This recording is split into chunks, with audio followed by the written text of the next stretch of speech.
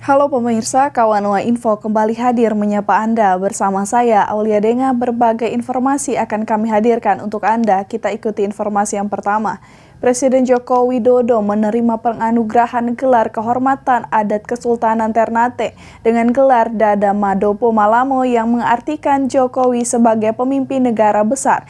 Dalam kesempatan tersebut, Jokowi berpesan agar selalu menjaga adat tradisi dan kearifan lokal. Presiden Joko Widodo menerima penganugerahan gelar kehormatan adat Kesultanan Ternate di Kadaton Kesultanan Ternate, Maluku Utara pada Rabu pagi.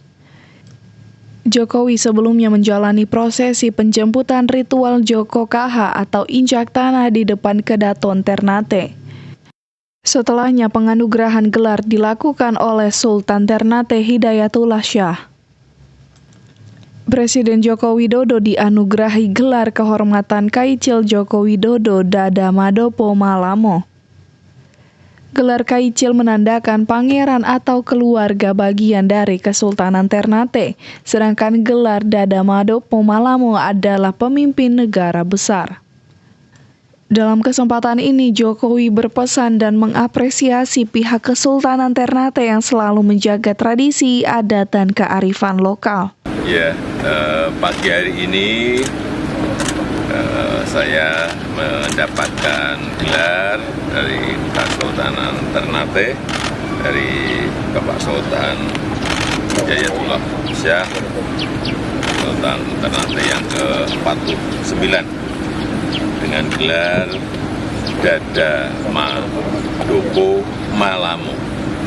Artinya seperti apa? Tanyakan langsung ke Bapak Sultan. Tapi ini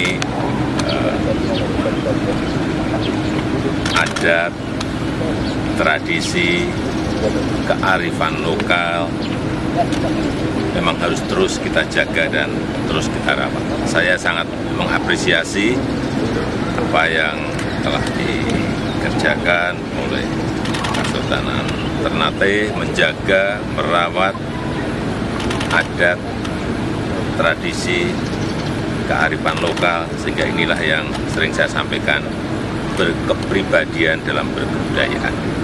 Diketahui Presiden Jokowi mendarat di Bandara Babula Ternate pada Selasa malam dan Rabu siang tadi menjalani kunjungan kerja di sejumlah lokasi di Maluku Utara.